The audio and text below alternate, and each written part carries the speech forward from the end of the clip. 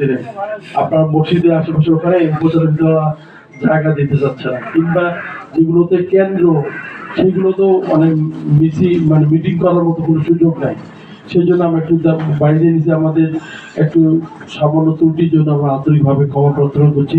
প্রিয় ভাইরা, বলার তেমন কিছু নেই। আপনি এখান থেকে যে মসজিদে নামাজ পড়াবেন, আমি ছোট্ট কটা কথা ছেড়ে দিচ্ছি। আমি আপনাদের শুধু বলতে চাই যে আমরা দীর্ঘদিন একসঙ্গে পথ চলেছি। আমরা মসজিদ আল্লাহর ঘর, সেখানে আমরা দিন, ইসলাম এবং ভালো কিছু নিয়ে আলোচনা করে মানুষকে বোঝানোর চেষ্টা করি।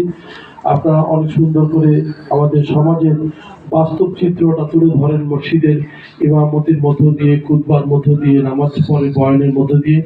আল্লাহ আপনাদেরকে নেক হায়াত দান করুন, দারাজ করুন, এবং পাশাপাশি আপনাদের সকল ভালো কাজের সহযোগিতা করার সুযোগ দিন। আমিন। সুযোগ দিন।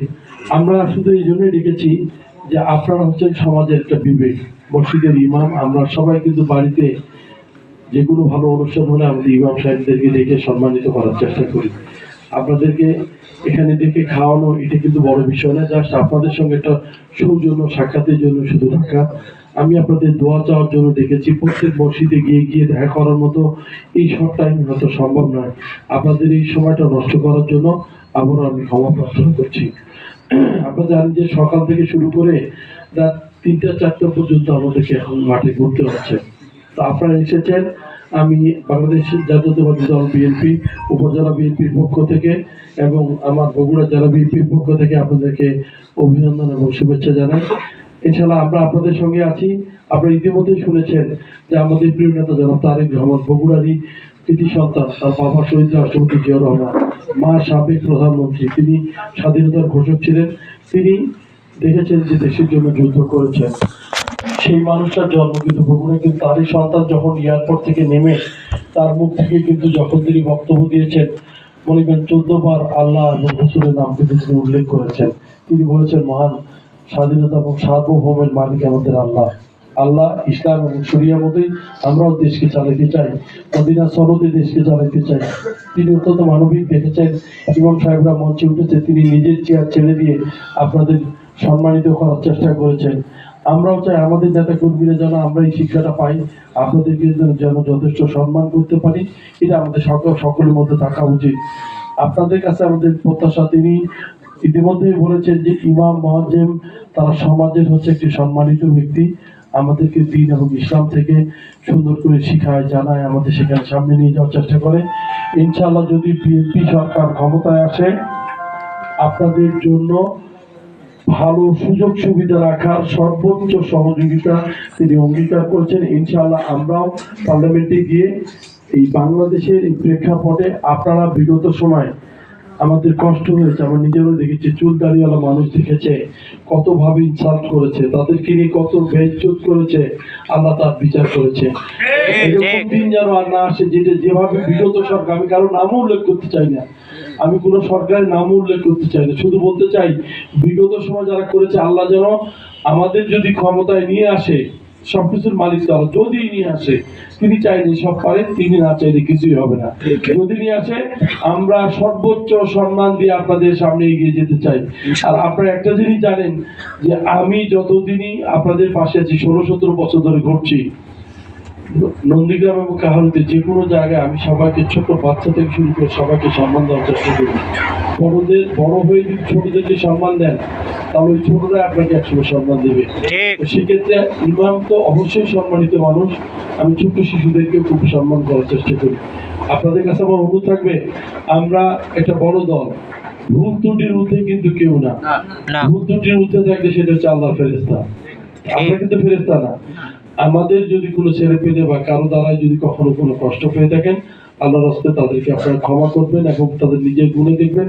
যে আমরা চাই যে আমাদের সামনে এমন কিছু হতে, বিগত আমলে যেটা হয়েছে, আমার আল্লাহ যদি আমাদেরকে সম্মানিত করে, আমি আপনাদেরকে ওয়াদা করছি যে এইরকম কোনো বাংলাদেশ আর হবে না, যে বাংলাদেশে অন্যায় অবিচার করে মানুষকে হেয় প্রতিপন্ন করার মতো।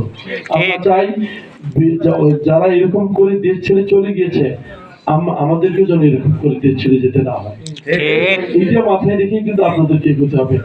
এই যে সকালে সূর্য দেখেছিলাম রাতে 16°C, আরো কমে আসতেছে 14, দেখেন সকালে কি প্রখর রোদ উঠেছে। সময় কিন্তু এরকমই পরিবর্তন হয়ে যায়। সময় আজকে আপনার অনুকূলে আছে, কালকে আরেকটা অনুকূলে চলে যাবে, এটাই স্বাভাবিক। আল্লাহ এভাবে মানুষের বিচার আচার করে। দেখেন মৌলানা আল্লামা দেওয়ার হোসেন সাইদি সাহেব, তিনি কিছু বলেছিলেন, খুব ক্ষোভ নিয়ে কষ্টের সাথে বলেছিলেন, যারা আমাদের সঙ্গে এরকম করছে, যারা আমাদের সঙ্গে অন্যায় অবিচার অত্যাচার করছে, আমাদের কথা শুনছে না, আমাদেরকে বিভিন্ন ভাবে হয়রানি নানস্তারি করার চেষ্টা করছে, এমন সময় আসবে যারা তারা ইঁদুরের গর্তেও ঢোকায় পাবে না। তিনি বলেছিলেন তার কতটা চিন্তা চেতনা নিয়ে, কতটা ক্ষোভ থেকে কথাটা বলেছিল। আমরা কিন্তু 5ই আগস্টের পরে ঠিক এরকমই একটা পরিবেশ দেখলাম। আমি মোশাররফ এই যে 12-14 বছর আর 17 বছর আপনাদের সঙ্গে আছি, অনেক এমপিরা আমার আগে গিয়েছে, কেউ মসজিদে টাকা দেওয়া, কেউ স্কুলে টাকা দেওয়া, কোনো হাই স্কুল, প্রাইমারি, কলেজ, বিভিন্ন প্রতিষ্ঠান দেওয়া, বিভিন্ন টিয়ার কাবিকা দেওয়া, অনেক কিছু কথা বলেছে। আমি লাউডলি আপনাদেরকে বলতে চাই, আমার হাতে কোরআন শরীফ তুলে দিলে বলতে চাই, বাংলাদেশের নন্দীগ্রাম কাহারু নয়, বাংলাদেশের কোনো মানুষ যদি বলতে পারে মোশাররফ থেকে 10 টাকা পাবে অন্যায়ভাবে কারো থেকে নিয়েছে, আমি মোশাররফ রাসূলি কথা চাইতে স্বচ্ছতা দেওয়ার আর কিছু নেই। আমি বললাম যে ভুল ত্রুটির ঊর্ধ্বে তো কোনো মানুষ নয়। চলতে গেলে অনেক সময় আমি দেখেন, আমি চলছি, আপনি চলছেন, সবার মন মর্জি হয়তো ভালো থাকে। আপনি আমার সঙ্গে দেখা করতে গিয়েছেন, আমি কথা বলেছি, কিন্তু আপনাকে যথেষ্ট সময় দিতে পারিনি যে ভাই ঠিক আছে আমার খুব তাড়া আছে, চলে গেলাম।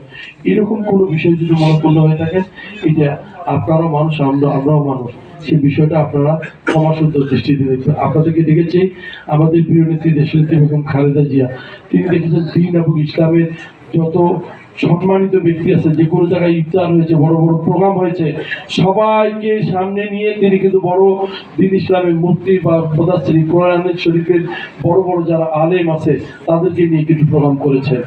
আপনাদের কাছে আমার অনুরোধ, শহীদ রাষ্ট্রপতি জিয়াউর রহমান যদি ইসলামিক দলের প্রবক্তা নয়, উনি হচ্ছেন বাংলাদেশ জাতীয়তাবাদী দল বিএনপির একজন নেতা ছিলেন, একজন সৈনিক ছিলেন, দেশ চালিয়েছেন। তিনি কিন্তু ওই সংবিধানে প্রথমে বিসমিল্লাহির রহমানির রহিম কিন্তু সংযোজন করেছেন। আপনাদের কাছে আমার অনুরোধ, আপনার সম্মানিত মানুষ সমাজে আছেন, আমরা আপনাদের কাছে এসেছি, আমার কথা শেষ করে দিচ্ছি। আমরা বেগম খালেদা জিয়া এবং জিয়া পরিবারের জন্য দোয়া চাই। আমাদের অনেকের বাবা মা আত্মীয় স্বজন মারা গিয়েছে, আমাদের অনেক নেতা কর্মী বাংলাদেশে হতাহত হয়েছে।